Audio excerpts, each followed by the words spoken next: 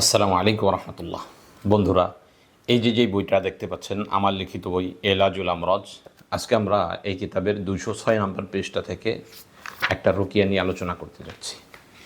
একজন লোক তার অবস্থা বর্ণনা করেছে, সেই অবস্থাটা আপনাদেরকে শোনাইতে যাচ্ছে।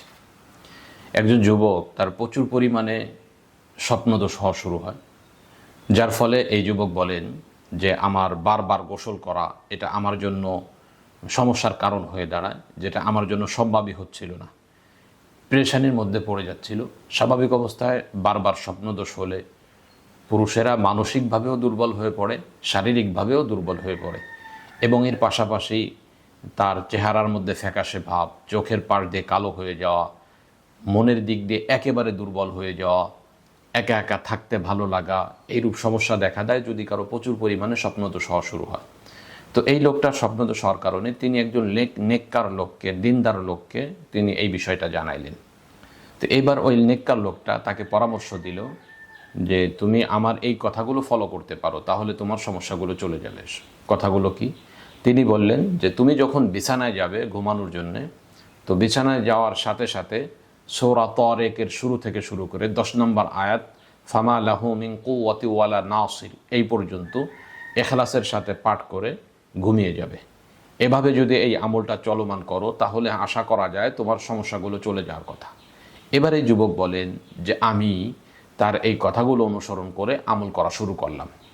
কিছুদিন পর্যন্ত এই আমল করার পরে আমার যেই সমস্যাগুলো ছিল, আল্লাহ তাআলার অশেষ মেহেরবানিতে কোরআনুল কারীমের এই সূরার বরকতে এই পরিপূর্ণ সমস্যাগুলো আমার থেকে চলে যায়।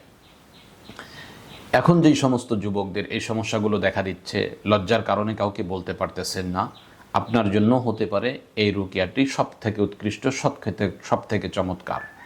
এখন প্রশ্ন হলো, বাংলাদেশি কালচারে অধিকাংশ লোকেই কোরআনুল কারীমের তেলাওয়াত জানে না, তো তাদের জন্য এই রুকিয়াটা কিভাবে প্রয়োগ করা যেতে পারে?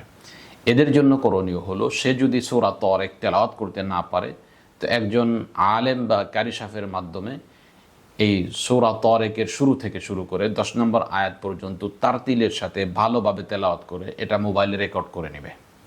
এবার প্রতিদিন যখন বিছানায় ঘুমাইতে যাবে তো এটা ইখলাসের সাথে মনোযোগ সহকারে ধ্যান দিয়ে শ্রবণ করে তারপরে ঘুমিয়ে যাবে।